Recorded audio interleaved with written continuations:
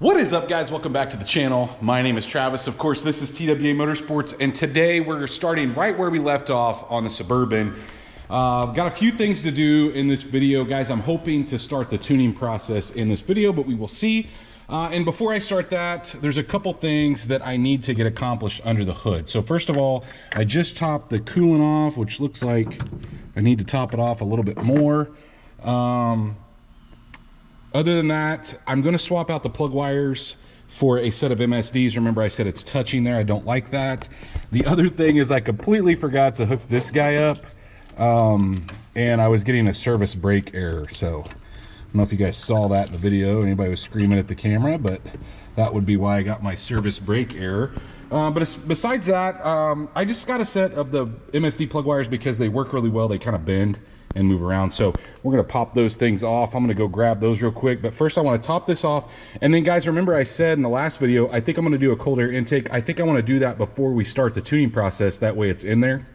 But I also wanna get the AC belt on to make sure that it works, which we're gonna have to do from underneath. So we got several things here. So I'm gonna go ahead and top that off. I've got some distilled water sitting right there. That's what that's all about.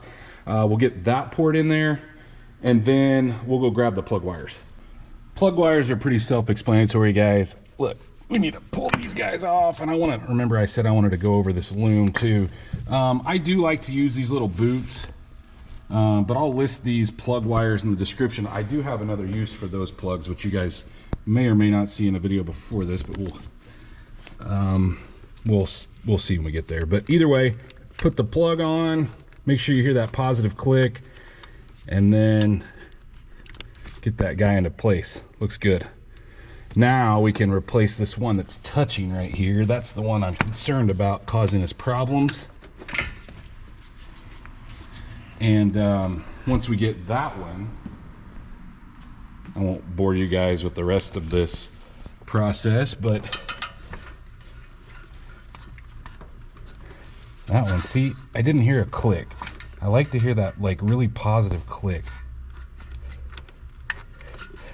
I think I kind of heard it there. So see how that's not touching now? Perfect. That's what we wanted. So now we have ample clearance. And honestly, guys, I guess the guy could just put, you know, 4 of these on, but I'm not about to do that. All right, I'll get the rest of these switched out and then we'll move on. We now have all the plug wires changed out. Not too bad. This side over here is kind of cumbersome, especially that back one. But either way, all right, so here's where we're gonna move next. Guys, look, I did go through HP tuners on the file and delete like the rear O2 sensors, anything related to EG, or not EGR, but the DOD delete. You remember in the last video, the DOD was already deleted, but there's some codes that are involved with that I took off. So I'm not really showing you guys so much the tuning process myself because I'm not doing it. I'm actually having somebody else do it via remote tune. But what I'm going to do is kind of take you along the process of this. So either way, I've got the new file in here. Let's see here. File, close. I need to grab the file that I actually changed. And I think I called it something else. I don't remember. DOD VVT delete. So that's the file that I want to put in here. So we have to open that file, turn the key on, and we are going to go up here to the, it's a red arrow that points down. That is the flash. We are just going to write the calibration only. You can see that there. Let's click right. Let's see what happens. I don't know if it'll idle any better. Chances are it probably won't, but we'll give it a shot. Let's see, it takes 44 seconds. It's amazing how much faster newer stuff is. Like this is an 09. It takes maybe 5 minutes to do like my green truck or the Trans Am. The newer stuff gets, the quicker it writes. Just like anything else, the computers are faster, I guess. But once this is complete, we'll close this out. We'll turn the key off, and I'm going to start it back up, making sure, for one, our brake light went off. Remember the brake light I was just talking about? See if it went off. It said service StabiliTrak too. I don't know if that ties into that or not, but you're gonna get a whole bunch of lights and things on the dash when you're doing this, so you know.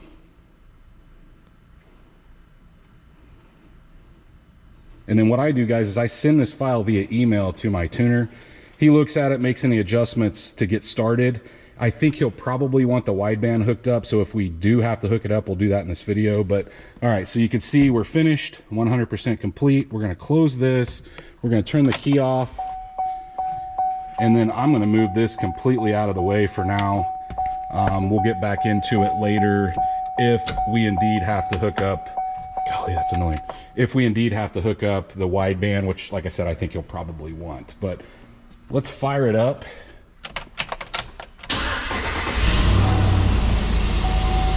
Immediately starts, you know. Hood open. Service park assist is still on. Uh-oh. Got a misfire happening.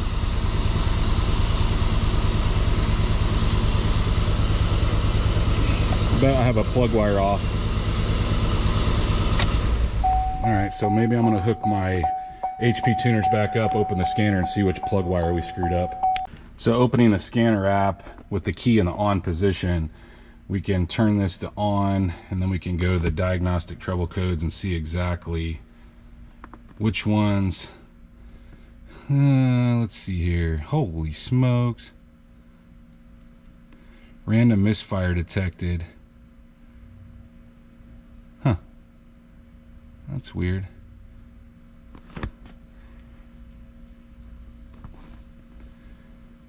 Intake camshaft position actuator circuit open. Okay. I don't know what that's about either. Interesting. Okay. Let's see if we can figure out what cylinders the misfire is happening on. So we're going to hit the record button up top. We're going to start it back up.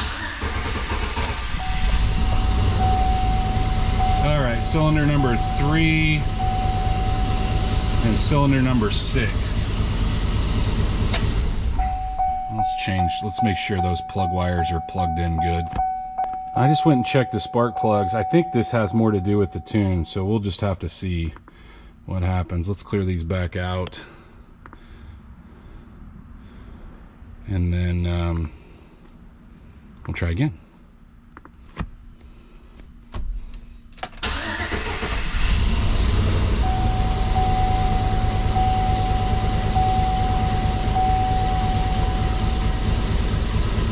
Not reading now.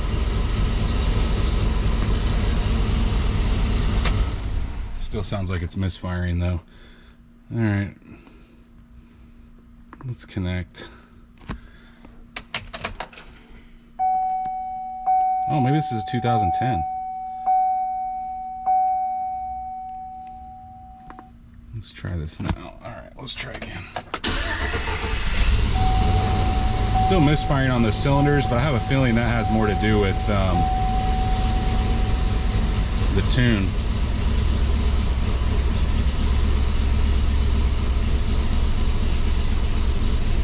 Look at that, 267 of them.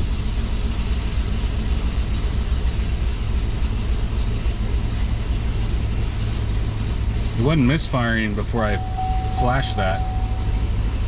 It's kind of interesting.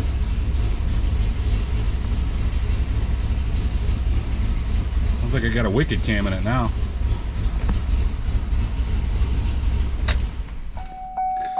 All right, I'm gonna send him this file and we'll go from there, because guys, this is over my head.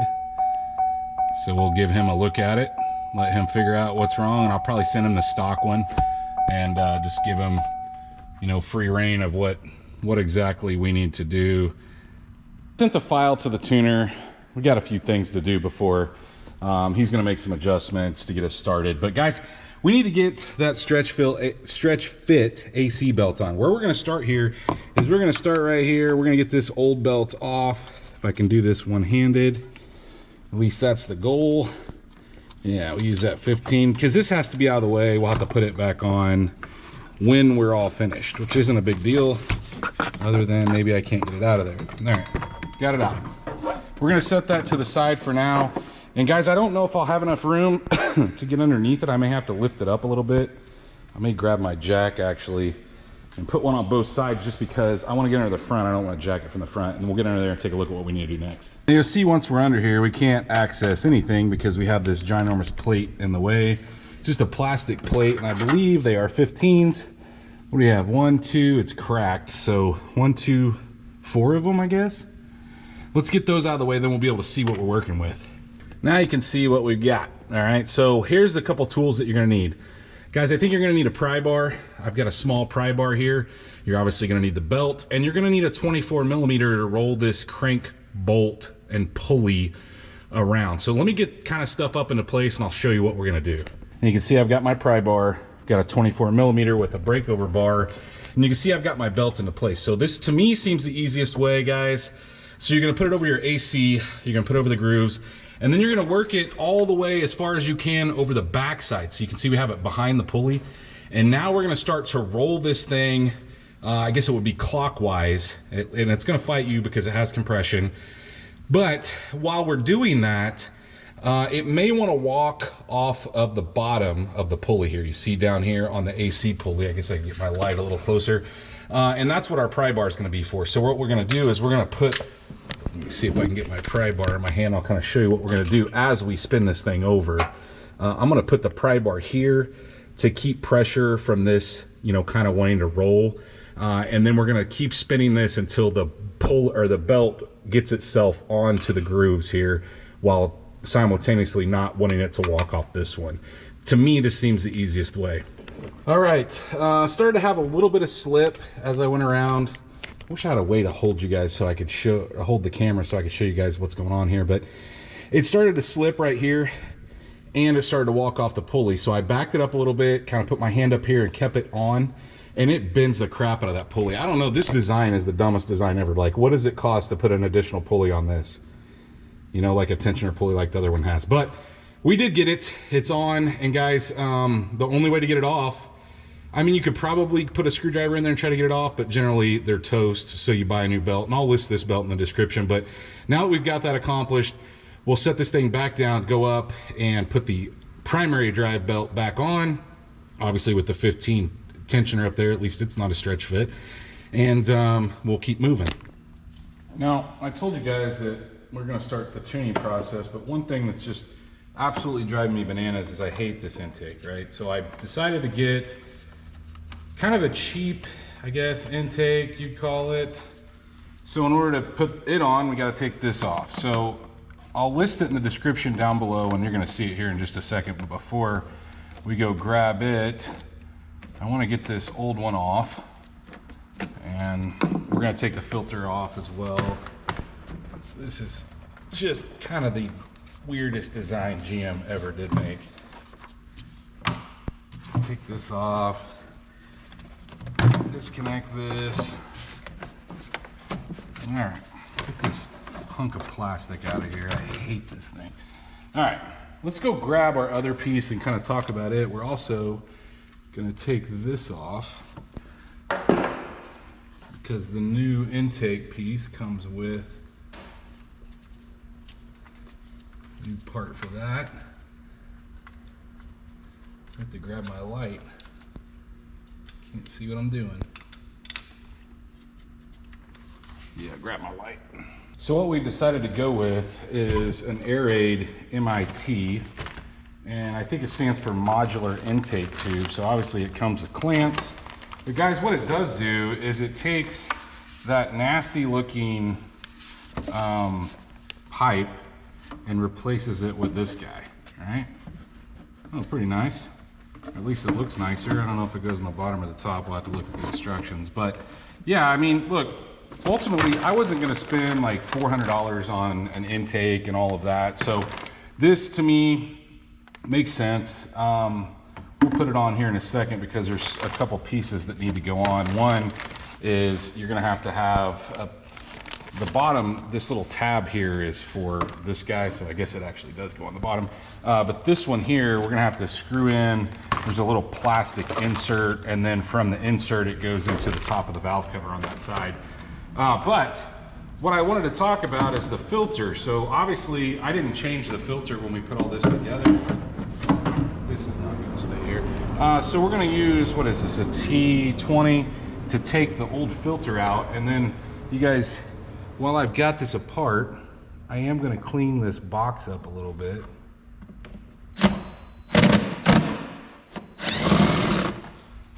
Might as well go ahead and unplug the mass airflow sensor. But I went with an aftermarket filter.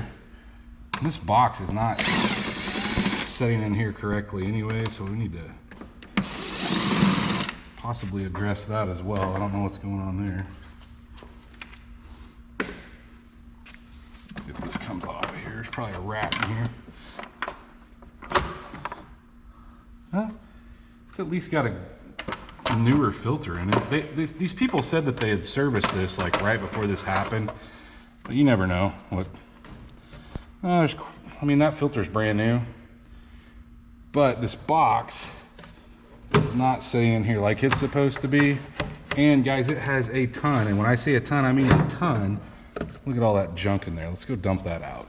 I got the box cleaned out, but here's what I chose to go with, guys. A green filter, USA filter. I think they make a pretty good quality filter, to be real honest with you. I've got them in a couple other things. Had it on the ZR1 back in the day, and it is just a drop-in unit, you know, not a lot to it, but I think it'll flow better than the stock one.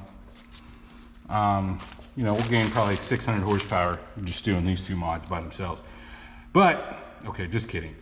I'm gonna clean this box lid off, and then we'll get it cinched back down, and then we'll worry about getting the actual tube in place, see what's involved in that. I don't think it's much.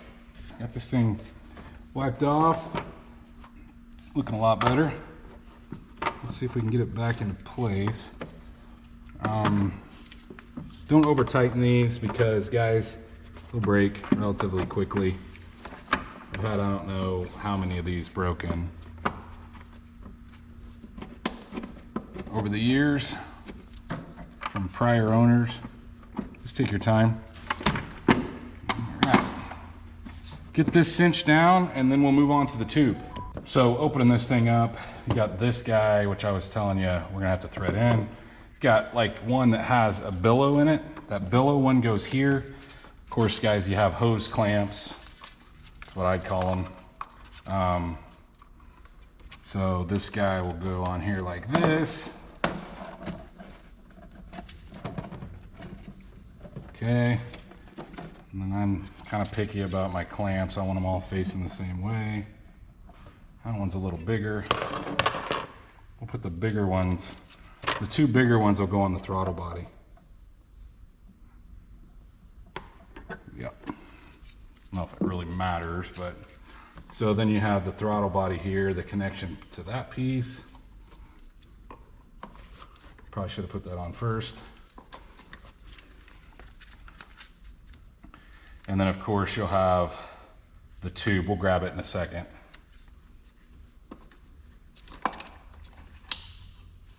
Okay, that's that. And this one. Now what we need to do is carefully, because this is plastic, there's only one threaded hole here, guys. So see that right there? We're gonna go, I wish they'd make this out of metal, but I guess, look, it's not the most expensive. I'm gonna lightly tighten this up with a wrench. If I can't, well, it may go all the way down without a wrench.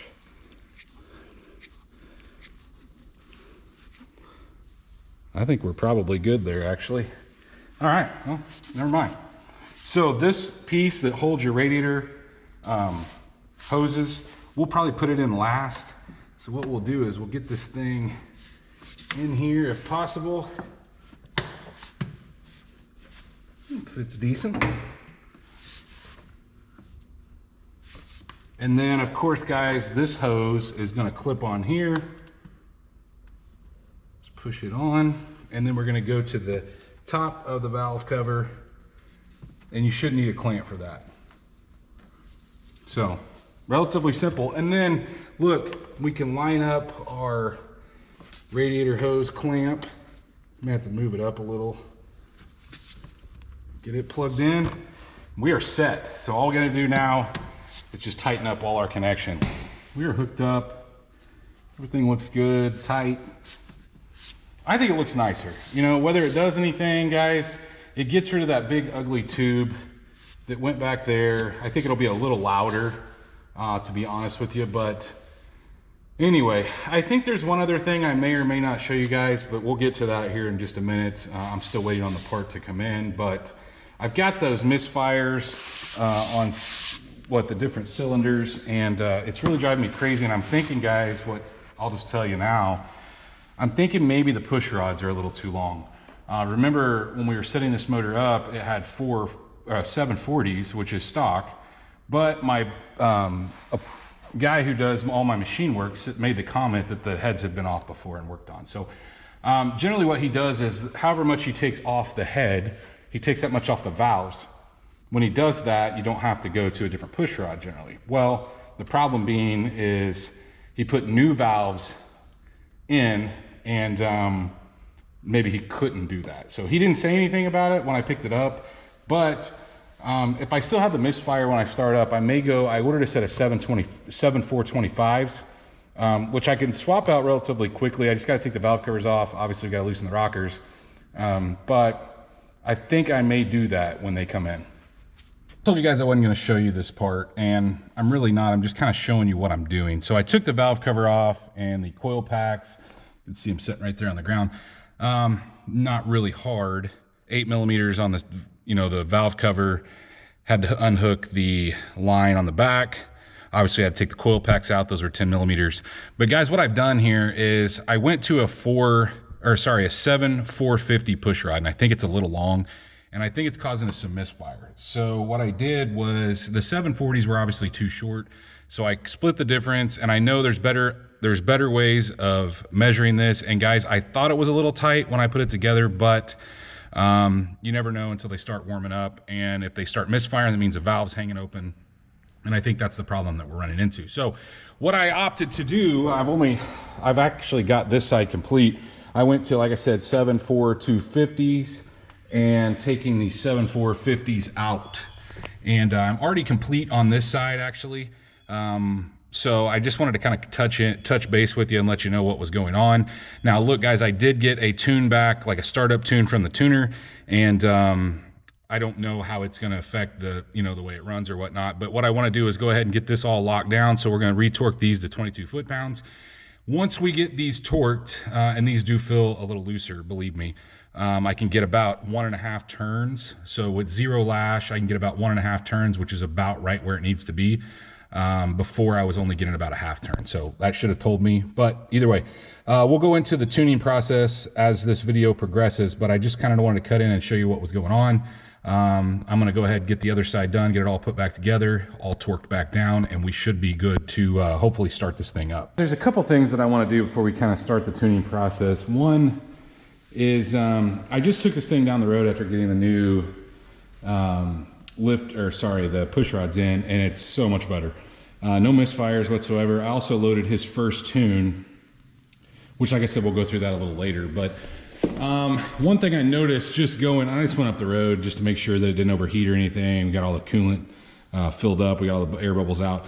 But I forgot that I didn't put the sway bar back on, and this thing is kind of dicey actually without the front sway bar on it. I don't think I'd want to drive it like very far. I mean, it's not like I got it up to 90, but it just seemed a little more darty than it normally would be. So what we're gonna do for now is I've got some new D-ring polyurethane mounts that we're gonna put basically here. Okay, if that makes sense. We're gonna clean I'm just gonna wipe this thing down a little bit before we put it on, but then we're gonna put these in place. So that'll be the new D-ring mounts. And then later on when we do the drop, if we end up doing that, which I think we will, we'll upgrade to a newer urethane bushing for the sway bar. But for now, I'm just going to reuse that old stuff. I am going to clean up the bolts a little bit on my bench grinder over there, just to make sure that all the threads are good. But that's the first thing, right? So I'm going to go ahead and put that on. Not a whole lot to talk about there, guys. You just tighten it down until the center of that doesn't spin. I may end up breaking one, to be honest with you, because they're so crusty. But I'm going to also be putting the wideband in. So that wide pipe, if you guys notice when we put that in the last video, it has a spot for a wideband. And so what we need to do is we need to hook up the wideband so we can get some accurate tuning measures. But before I do that, I've got to run a almost full tank of gas out of this thing. So it's not going to be tuned properly. I'm going to have to get the gas out. So I don't know how old the gas is, and it's like almost to the top full. It's crazy full. So I think I'm going to go ahead and put the sway bar on. I'm going to try to just drive it around here, you know, letting it run from time to time. And then we'll get some like fresh gas in it. So we're starting with something fresh, and then we'll start that tuning process. So you guys may see some stuff move around in the background. This is going to take me a course of a couple weeks, I'm sure, but it's all going to be in this video. But just so you know, if you see something gone or something, you know, moved around, that's what's kind of going on. Now, to really get this tuning lined out on the Suburban, guys, we need to install a wideband. So look, it's not something I'm going to keep in there. Let's say you're putting stock exhaust back on, you're probably not going to have provisions to put this in unless you remove a rear O2 sensor. But there, in the crossover pipe, which you'll see underneath here in a second, there is a spot to put the wideband sensor, which is basically an O2 sensor, guys. But my tuner wants to see, you know, what the fueling's doing on this thing. Now, at this point, I have driven all the gas out and filled it up with fresh 89 octane. So look, you can do a tune on 87, 91, 93. I actually have access to 93 here, but I chose to do 89 octane. And so what he's going to want to see is, you know, what the fueling's doing. Now, can you do it without that? I'm sure he can, but to be most accurate, this is what he recommends. So we're going to have to route this thing kind of into the cab. And what I do is I just leave the cord through the door. Not a big deal. But we have to grab a couple things. All right. So one is obviously a ground, and you can see I smashed, I needed something a little bigger. I didn't have a ring terminal that had a smaller end. So I smashed this on the end for a ground. So we need to find a ground somewhere in the car. And then I got a fuse hopper is what I call them. And so what this will allow me to do is tag into the fuse box and grab a 12-volt switched, right? We don't want this thing on all the time. We only want it on when it's running. Aside from that, guys, I've already got this hooked up for my HP tuners cable. Like I said, unless you're running a newer, an older style like me, it's going to look completely different. They've came out with a new model since mine's the old school. Like I said, it's got a cable. So aside from that, so this has to run into the cab, and then one end's going to have to run out and plug into the O2 sensor. The other end plugs into our ballenger box here. And of course, like I said, the O2 sensor we're going to have to get in. And I'm probably gonna have to zip tie it up so it's not dragging on anything. But first thing we need to do, let's get this thing off the ground. We'll start there. We'll get it all plugged in underneath, and then we'll kind of show you where we're gonna route it into the car. Now, I only lifted it on the driver's side here, but you can see what I'm talking about right here in the crossover pipe. We have a spot for a wideband, which is kind of nice. Like I said, guys, if you don't have headers, you're gonna have to find a spot to put that. But we need to take that out, that plug, and we need to put our wideband sensor in there. And you can see we're gonna have to get creative on routing it around so it's not hitting the front drive shaft. What I'll probably do is go behind the shift linkage or something. I don't know, we'll just have to look. But let me get that plug out and the O2 sensor in. See that we've got that thing in there. It doesn't have a very long pigtail on it, which is fine because the other end of the wiring is pretty long. But what I'm gonna do is, guys, I'm gonna start by, like I said, we're gonna come in the door because it has the foam and the rubber here on the side, so it doesn't hurt to come through the door like that. I may come up in this corner or whatever, but I'm gonna have to find a way to kind of zip tie things. I'm gonna go up over the frame, this wiring pack here, and kind of like stay away from the exhaust going over to that sensor. And we'll just, you know, like I said, you're gonna have to use a lot of zip ties. This is just temporary. It's not gonna be there forever. Or the other option is, I guess, actually I could come down this support, the transmission mount. Actually, that may be a little better idea. Come over it and then down. Yeah, that makes a little more sense. And then I have some stuff to zip tie to. Let's take a look at the way I've got it zip tied. So you can see I went to the frame, or well, the cross member. There's a couple holes that you can get a zip tie through. So that's out of the way. Hopefully it doesn't hit the exhaust. I may heat wrap that actually. Went up here over the frame up top, and I zip tied it to the body here. So we're right here in the corner where I want it to be of the running board, or whatever you want to call it. I think I'm gonna put some heat wrap around that, just some of that Velcro stuff. I've got a short piece that I can put on there just to make sure we don't melt through anything. I don't think it'll probably get up against it, but better safe than sorry, I guess. And I don't want a ton of slack hanging down I guess I probably could have went over the top side, but I feel like it's just as close on the transmission side as it is on the bottom, to be honest with you. And yeah, it is.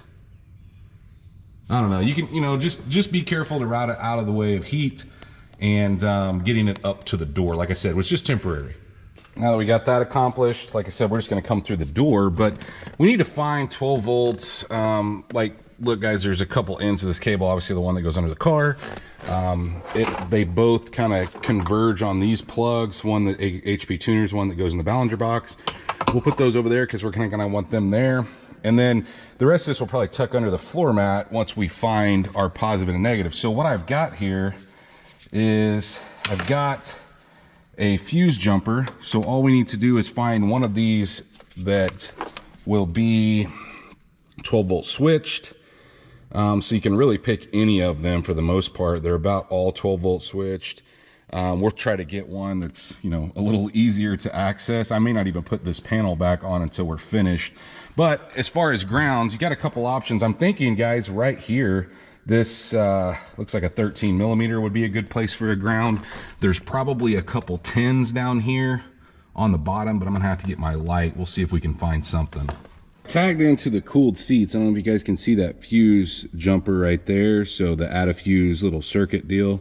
I was trying to get one at the top, but all of them had power.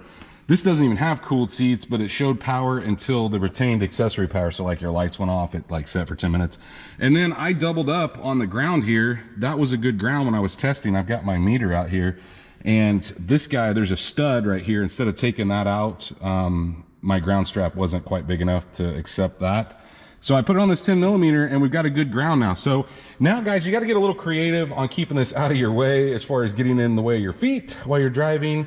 Generally what I do is I try to tuck a lot of it under the seat, bring some through the door. This piece that goes up in here, which I will be able to put that back on, by the way. I try to kind of tuck it under the carpet so it's out of the way behind the e-brake. I don't use the e-brake ever anyway. So yeah, you just got to kind of get creative to get it over to the center, or at least that's where I want it. And then we've got to obviously hook it to the HP tuners cable. And guys, we are complete other than just all we got to do is plug the box in and the HP tuners cable. I open and close the doors so you can see that the box is on. Hopefully I have the keys here. It counts down until it's ready. That thing heats up. And I've already... you're supposed to keep it out and kind of calibrate it, but I've never had any issue. I calibrated it when I originally got it, so hopefully we don't have any problems, but its default is 16.0. So let's start it up and see if it works. Like I said, guys, I've only got this end plugged in. This one goes into the HP tuners box. I know this is like, look, this isn't something that everybody's going to want to do. You can take it to your tuner and they'll take care of this. They have a wideband they can put in the exhaust pipe and, you know, do a dyno tune or whatever. But this is easier for me. I don't have to spend a day at a dyno. I can send him files and he updates it. We drive a little bit and so on and so forth. So let's start it.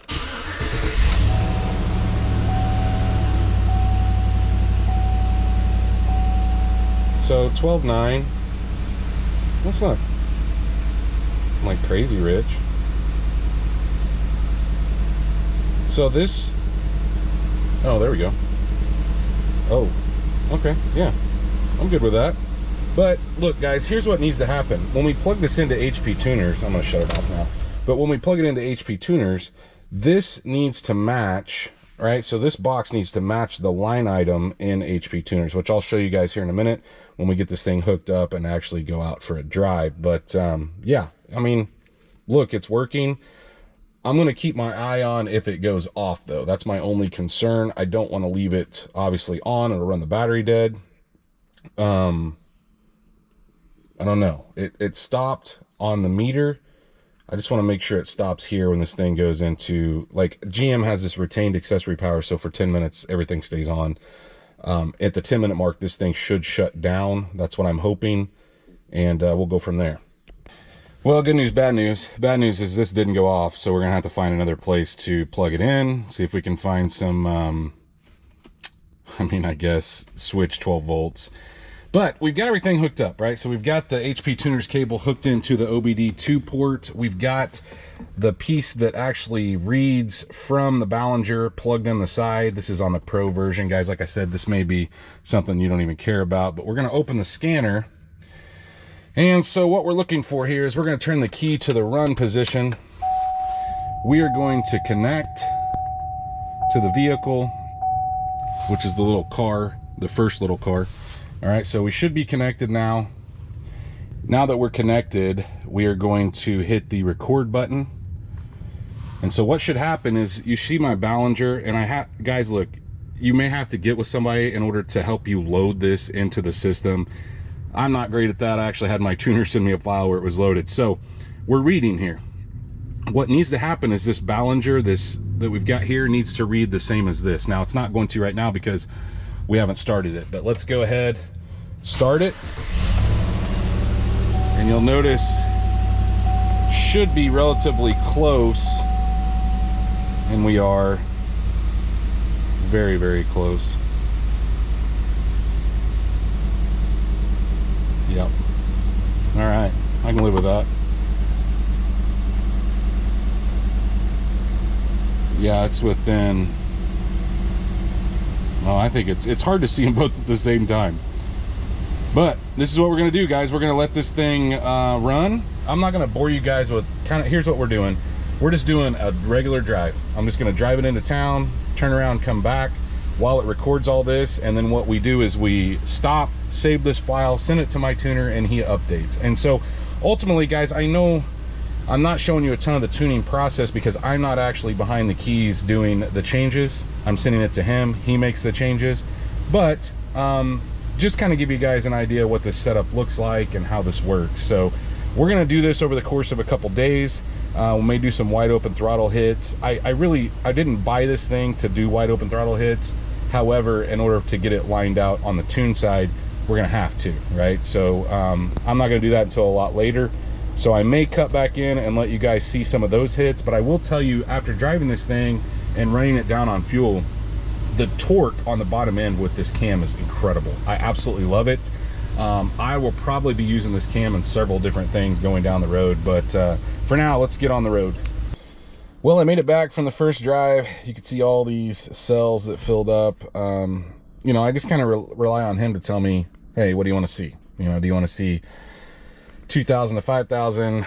Do you want to see me just cruise around? This is what I like about this, guys. I can send it to him. I can still be driving this. I can have kind of on his timetable and mine, and we can do it over the course of a week or so. So, you know, it's relatively quick, in my opinion.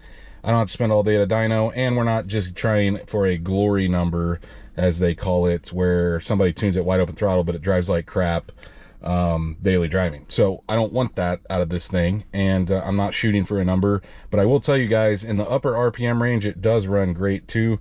I've noticed a lot of torque, like I said, down low, but I ran it out, I don't know if you guys can see this, out to about 6,000 RPM, and it pulls all the way. It feels really good. So kind of exciting to have something that just both works, isn't crazy loud and lopey, and you can definitely tell the difference in power.